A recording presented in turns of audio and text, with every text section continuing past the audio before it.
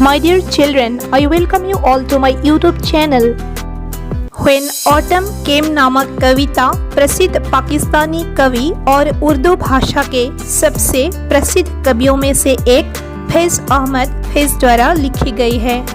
इस कविता में कवि पाठक का ध्यान पेड़ों पर पतझड़ के प्रभाव की ओर आकर्षित करते हैं।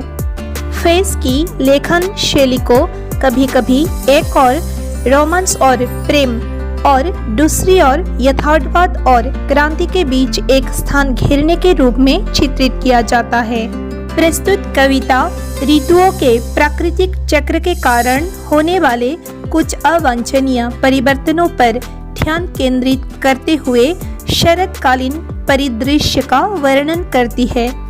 परिवर्तन प्रकृति के लिए अवांछनीय है क्योंकि पतझड़ के मौसम के आगमन से पक्षियों और उनके घरों यानी पेड़ों पर सबसे अधिक प्रतिकूल प्रभाव पड़ता है। प्रकृति की दुनिया पर शरद ऋतु के विनाशकारी प्रभाव का वर्णन करते हुए कवि ने दर्द से कहा कि शरद ऋतु पेड़ों को उनके हरे पत्ते से वंचित कर देती है। उसकी कल्पना में जमीन पर गिरे पीले पत्ते पेड़ों के शरीर से कटे हुए दिल बन गए हैं। जब लोग और जानवर जमीन पर बिखरे हुए सूखे पीले पत्तों पर चलते हैं और उनके आकार को विकृत करते हैं तो पीले पत्ते दर्द और नाराजगी के कारण विरोध करते हैं, लेकिन उनके विरोध की दबी हुई आवाज उन लोगों की सहानुभूति और ध्यान आकर्षित करने में विफल रहती है जो उन पर चलते हैं। सपनों के पक्षी पतझड़ के दौरान निर्वासन की स्थिति में रहते हैं क्योंकि बंजर पेड़ अब उन्हें सुरक्षित आश्रय प्रदान नहीं कर सकते हैं। शिकारियों द्वारा उन्हें गोली मारने से पहले ही वे शरतकालीन शुष्क मौसम के संपर्क में आने के कारण मर जाते हैं। प्रकृति एक मौन क्षेत्र बन जाती है क्योंकि ऐसे विषम वातावरण में पक्षी अपने ही गीतों से अजनबी हो जाते हैं।